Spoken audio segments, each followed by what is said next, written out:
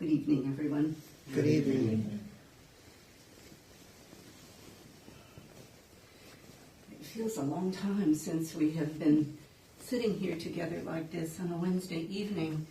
The snow came, and I don't know about you, but it threw off my entire sense of time and year and so forth, and so it feels like a long time. But the last time we spoke about wise discernment, one for the paramitas, and it's the sixth of the six paramitas. And I think we were talking a little bit about the sense of maybe stretching our sense of presence or allowing for other dimensions to participate in the notion of discernment. And we looked a little bit, just briefly mentioned that discernment maybe came into our vocabulary, English vocabulary, in the 1500s, but what discernment is a practice in the Christian monastic tradition, but it is a paramita, and certainly the virtues that we see in one faith tradition appear in other faith traditions also. Actually, in most of them, the virtues are pretty universal. So a little bit of this is another monastic tradition that I'm going to talk about tonight. And it certainly has some aspects of discernment deeply embedded in it, but a very different one, and something that we don't think of or particularly expect as a monastic tradition or monastic practice, but that is dreams.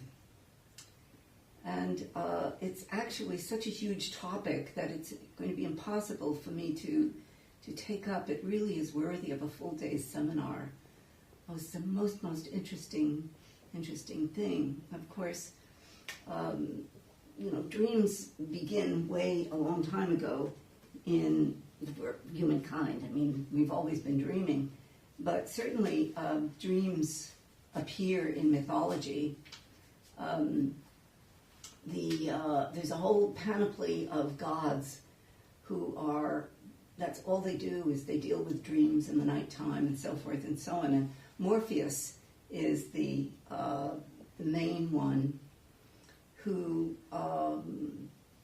is the best at his work, and he has wings, and he delivers prophetic dreams or very, very good dreams to the people at very high levels.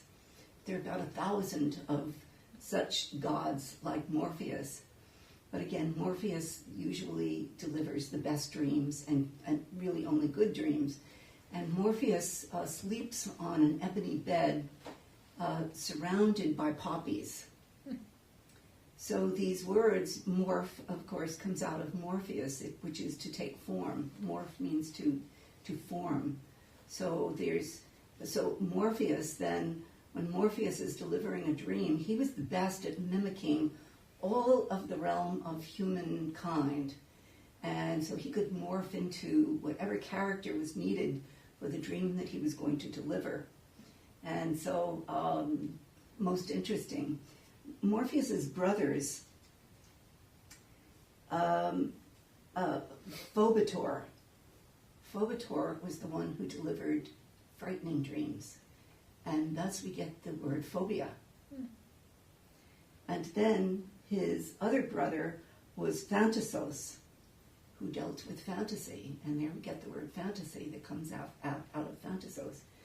So they had this range of dreams, and of course we don't know the names of all the other 1,000, about 1,000 of them, who went out at night. And Morpheus carried, there were 2 gates that they went through, and Morpheus got to go through the gate that was made of horn. And so this is how he could deliver these very good dreams, whereas the others went through an iron gate.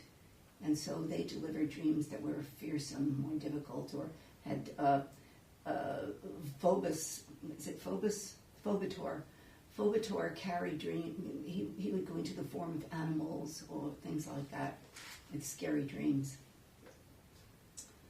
So I decided to try and talk about this, and I'm just going to go in order of Zen history. Because Dogen Zenji was equally interested in dreams and interested in what dreams meant to us. And so, of course, throughout Shobogenzo, his use of the word dream often comes up with something no one would ever dream of. So he uses in that idiomatic form where it's something that we just wouldn't think up. But he also is very interested in the mind and what a dream is and what we carry in our mind. So I'm just going to read a few things in here to give you an idea of what Dogen says.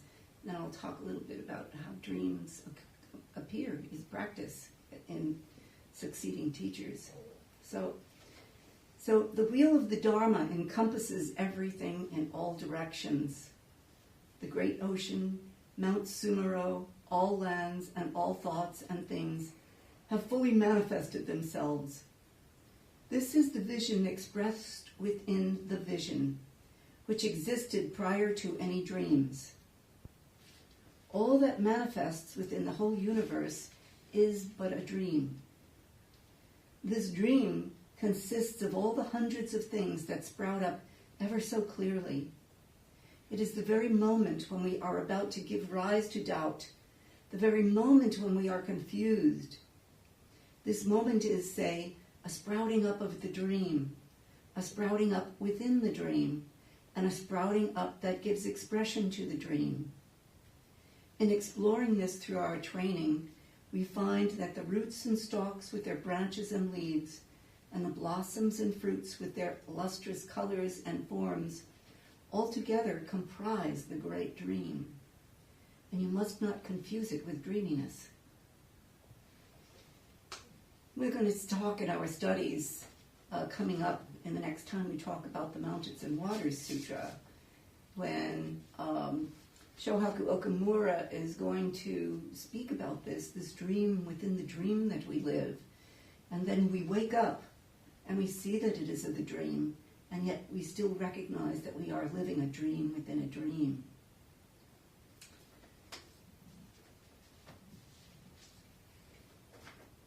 Dogen goes on to say, Dogen Zenji says, the wondrous Dharma of Buddhas is simply that of each Buddha on his own, just as it is for all the Buddhas. Therefore, all things, both in a dream state and in an awakened one, are manifestations of the truth. Within the awakened state, there is a turning of the heart practice, practice and training, enlightenment and nirvana, and within the dreaming state, there is likewise a turning of the heart, practice and training, enlightenment and nirvana. The dream state and the awakened state, each is a manifestation of the truth. They are beyond large and small, beyond superior and inferior. So I think in this sense, Dogen Zenji is talking about that is this regular life that we live as the dream state, and then the awakened state. And then there's the dream within the dream state. But each is a manifestation of the truth, nevertheless. The dream state and the awakened state, each is a manifestation of the truth. They are beyond large and small, beyond superior and inferior. So, following Dogen, let me come back to him in a minute. Following Dogen Zenji, we have our second founder, Keizan Jokin Zenji. And Keizan Zenji dreamed a great deal. He wrote his dreams down, and he lived by his dreams. And he took them as important messages, just as in the Christian idiom, dreams are actually practiced to receive some truth, to receive some word from God. Of course, in the Greek idiom, we were receiving messages from the gods also. But Kazan relied on his dreams to tell him where to go. And the history of Zen Buddhism is full of teachers who had dreams to know where to go to found their temples. The temple where I trained was founded on a dream. That is Gasan Joseki. He was looking for where he could found his temple, or where he ought to put his temple. I think he founded several of them. But he dreamed of that place, and that is where that temple was built. Oftentimes, temples are found on some kind of ground that has some sacred nature to it. And so there's an attraction to the sacred site. As they dreamed, they were in a sacred place when they dreamed something sacred, and that led them to this sacred place. Kazan Zenji even speaks about Sekito Kisen, whose sutra that we chant each morning, one of the sutras. And Sekito Kisen had a dream that he was riding on the back of a tortoise, and there was a great teacher standing behind him, and they were flowing across this lake. And so when he woke up, he realized that this was Bodhidharma standing behind him, riding across the lake on this tortoise, and that he himself was ready to produce merging of difference and unity. It's most interesting, most interesting. This is where he feels that, Kazan Jokin feels that that's where he got his confirmation through this dream. So I learned in my training that I should always use an honorific, Zenji, and I'm not used to using Kazan Zenji with Kazan, even though I do Dogen Zenji, but Kazan Zenji. So excuse me for going backwards on that. So Kazan Zenji has a deep history then of his dreams. And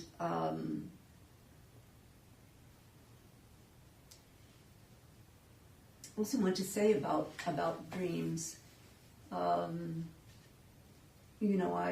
have said that the monastic day starts in the afternoon.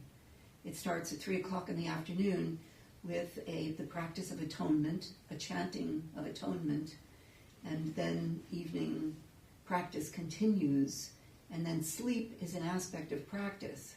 It's not exempt from practice. It isn't that we are dismissed from practice when we sleep.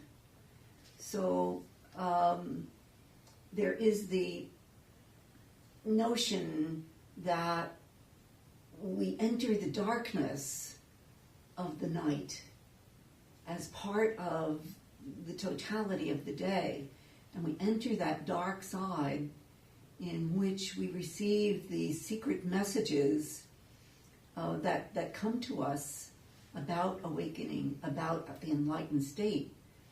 And if we are practicing in a temple, we are in a sacred place, and where there are sacred places, we receive sacred messages, and this is the idea. And out of the darkness comes the light, and then we go forward in the day after receiving these practices, or the nighttime messages of the gods, as it were, via the nighttime practice, the sleep practice. Tibetan monks practice lucid dreaming, and that's a whole other kind of thing to talk about. But Kazan Jokin did not do lucid dreaming. He did the kinds of dreams that we do. He went to sleep and he had a dream, exactly the same way. But perhaps his dreams were more exciting or more incredible. So Keizan Zenji comes, he is born in 1268, Dogen dies in 1252, and Keizan Zenji is born in 1268, and he dies in 1325.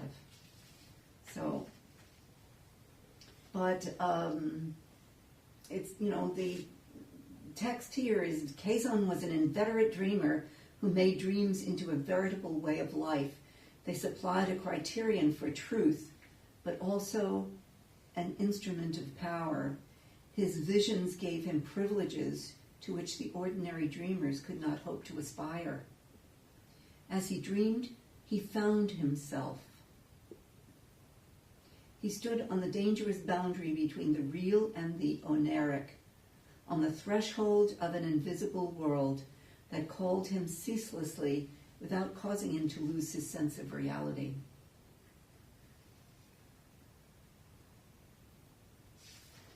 So, in Keizan Jokin, dreams and the awake merge, and he simply lives in this way with dreams and visions, vectors of action, he calls them, because in a way they find their place in the transmigratory cycle as in a single system which is ruled by the law of causality and action. And there's just quite a bit on him, dreams as cryptograms, and it's impossible to go through all this and the ideology of the dream. And so,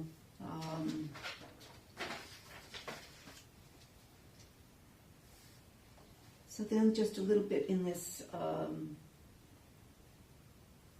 little bit to end this chapter on dreams. The writer says that dreams for Keizan are an arena of awakening in which a truly real presence manifests itself.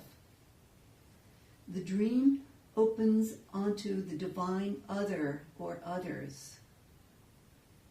It belongs to the realm of the other power, not that of self-power. So there's a footnote here in which Buddhists were divided between this question of other and self. And so he writes, Buddhists were divided on this question, whether dreams are produced by the gods or by the dreamer. In Chinese esoteric conceptions, for instance, the spirits that appear in oracular dreams are manifestations of the 7 Po souls. The two approaches need not be entirely at odds. As Saigo points out, the soul is itself a kind of other that appears as deity. However, in the case of dreams induced by gods, we are dealing with an entirely other. So I don't know what I was going to make out of all of this. It is a monastic practice. It's in our history. And I found this very intriguing, this little part here, that the soul is itself a kind of other that appears as deity. So a most interesting thing when we dredge up our sense of soul or our most inner place, there is a kind of an incredible, dignified, awakened Buddha sitting there. And so this, not that Buddha is a deity, but there is that sense of that other that appears as a deity, but not actually a deity. But there is that sense, if we draw deeply inside, we touch the Buddha within completely. And so it's a very, very interesting thing. And the dream itself comes out of some kind of divine place, it feels like. I don't know where it comes from. I have no idea, but I had a great one last night, and I'm not going to tell you about it because I don't believe in telling about them. But so we're going to talk about this next time we get together. We are going to talk about this little bit that Okamura Sensei writes. So Dogen also uses the expression muchu setsumu, which is relating a dream within a dream. This life is like a dream, but while we are within the dream, we try to understand what the dream looks like. Without this dream, there's no reality, small r. This dream is the only reality. Waking up within the dream, we realize it is a dream. Actually, waking up means we recognize it as a dream. We don't usually see this. We assume our dream is simply reality, and we cling to it as permanent and substantial.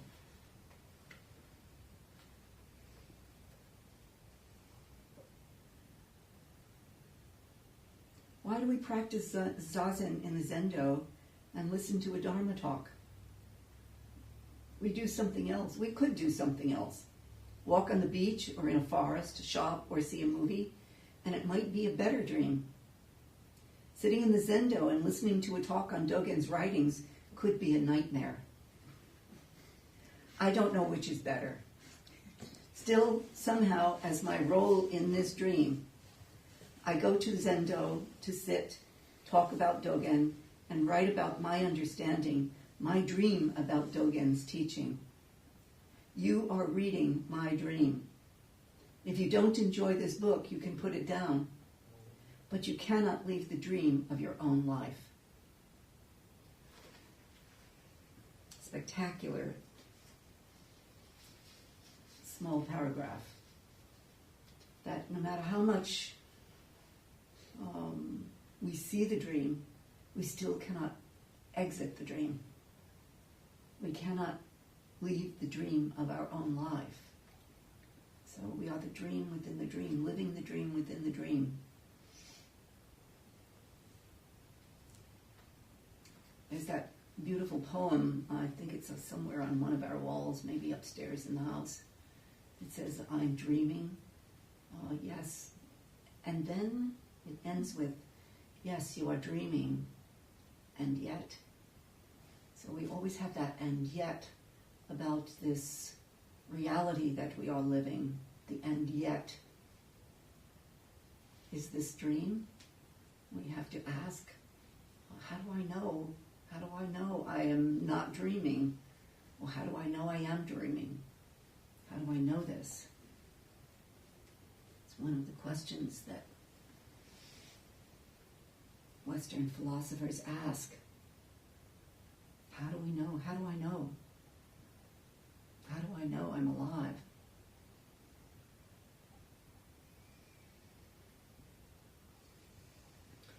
But this question of dream is a most intriguing one, a most interesting one. I said we would come back to Dogen Zenji.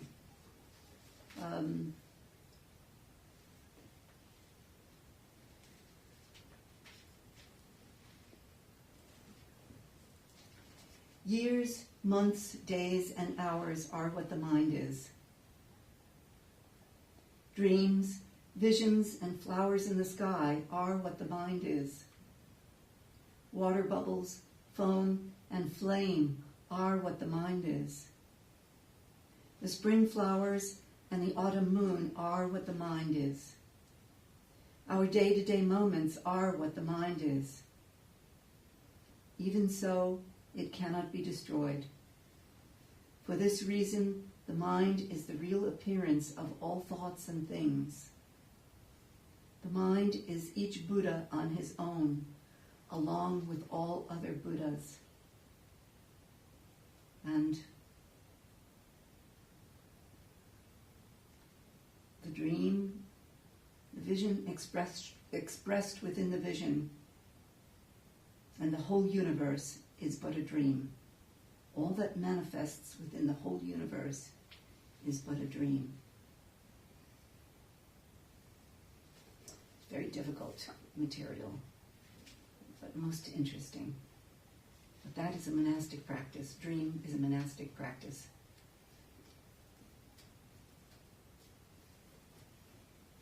And I have no idea what you can possibly ask or say about one of them.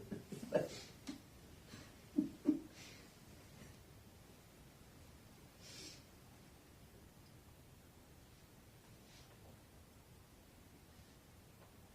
very often we have a dream at night and we put it away, or we don't remember, or we put it aside as something that was from a different world or inconsequential.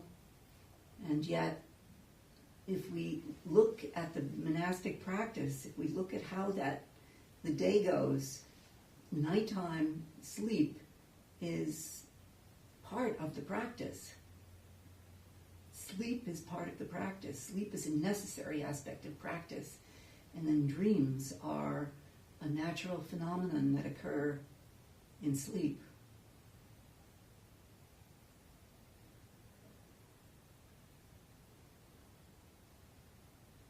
Full of symbolic information that is not always easy to decipher. And yet it's telling us something. I personally don't believe in analyzing dreams. I like to let them simmer and float and let them tell me whatever it is that needs to be realized. Like Keizan Jokin says, that is the dwelling in that realm of awakening.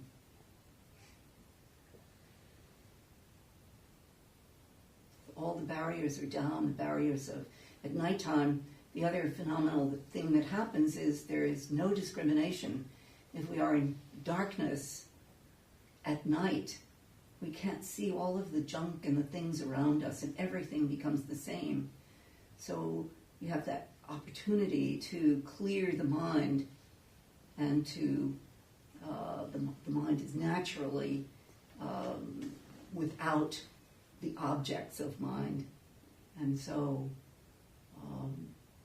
things can appear and we can receive, and in a particular way, just as we spoke about in wise discernment, we listen, deeply listen to the soul in a particular way. We listen to the mind of awakening in deep discernment. It is what we do. It is our practice. And I keep saying monastic practice, but there is no difference between what we do here, lay people, and what priests do. Although priests hold a deeper commitment, but Zazen is a monastic practice. Chanting is a monastic practice. Bowing is a monastic practice. Wise discernment is everyone's practice.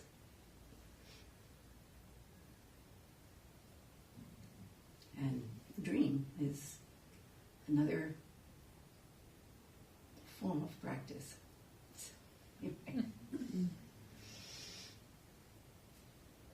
Anybody have anything to say? Can't imagine what you could possibly respond with all of that.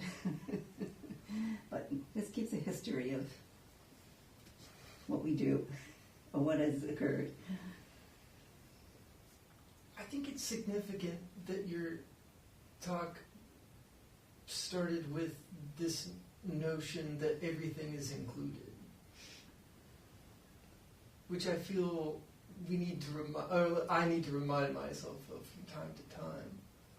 But I feel like with this dynamic of dreaming, it's like this message from some other place about something that needs changing or incorporating or removal.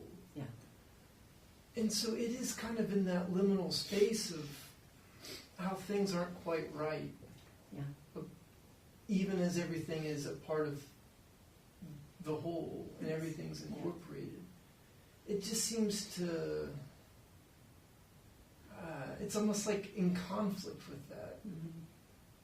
I wonder if you could say something to that. I don't think so.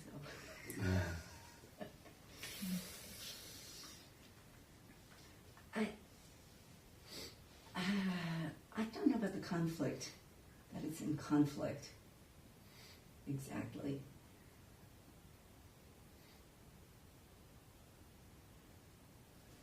something about it. I guess conflict might be a loaded term, but it's definitely dynamic.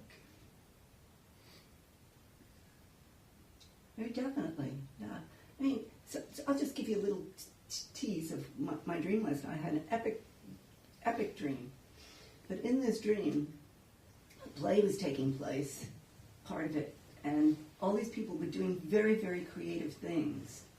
And I had a chair in the front row watching, and a whole bunch of people, actually 3 of us sitting in the front row. And my chair kept sliding into into what was going on. And I kept saying, wait a minute, and pulling my chair back. And there was big creative stuff going on. And my chair kept sliding into it. And I kept pulling back. Well, this is my war with not giving my right time to creativity or to creative expression, and not having a particular writing or painting to do at this time. I mean, that's how I feel about it. And that, I mean, it was just so obvious to me when I woke up, but it was such an incredible good dream, went on and on and on from there, too. But just this action of my chair just getting sucked in, and my resisting, and it's pushing and pulling. And so I think there is, when you say conflict, I think there is a push and pull of our lives going on with the dream, of something that is, that is either attracting us or nudging us or suggesting something for us that we really need to, that we should be listening to. So in that sense, the conflict, or our own conflict, is that we're not listening, and the dream is saying, here, listen, please. And since we're out of the way, it just appears there, and so we can take it, we can still take it or leave it. We can still not listen to it. But, I mean, we could just never listen to anything. So, I don't know if I'm speaking to what you were saying at all. I don't think so, Will. I kind of didn't quite pay attention enough, or get what you were saying, get what you were getting at.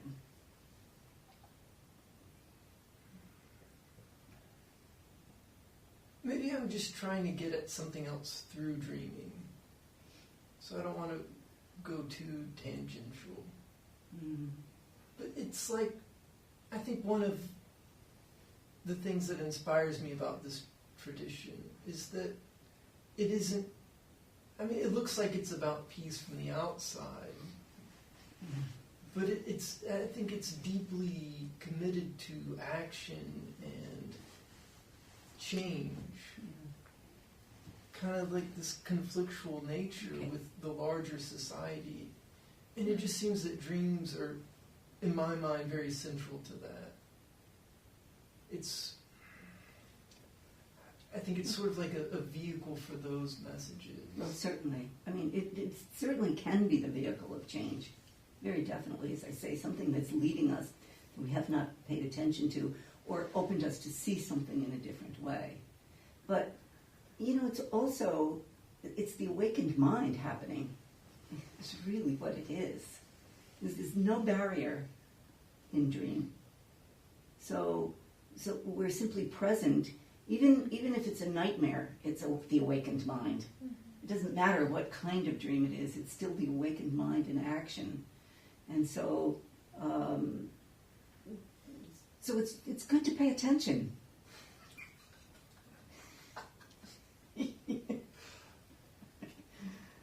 That's all, just pay attention. So listen deeply as we, using wise discernment to be with ourselves, to try and fathom the dream, really get deep down into it and understand it. And of course, there is the phenomenon that happens, say, in a sesshin, where you sit a great deal, there's no dreaming. Then it's the night of the dreamless sleep, which is a very clear sleep, which also occurs in our practice. But that's also the awakened mind. It's just the awakened mind doing that. And that's the awakened mind dreaming us. So, but it's such a huge subject. So it really deserves a great deal of unpacking and a great deal of study. So, and we don't usually much talk about it. Because we're always saying, wake up, wake up, wake up.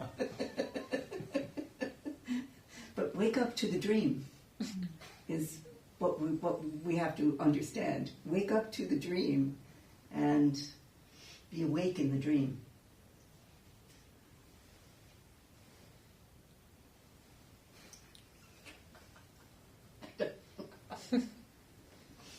Anybody, anything else? I've kept you a long time tonight, so maybe we'll come back to this sometime or other.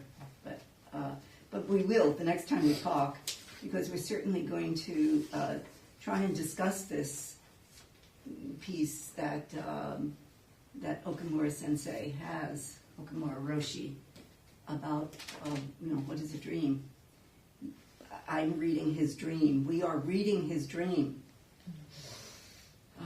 If you don't enjoy this book, you can put it down, but you cannot leave the dream of your own life. So it's a very good conversation to ask, what is reality? And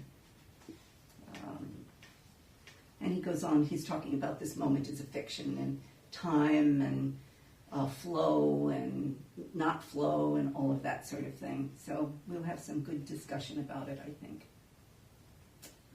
So,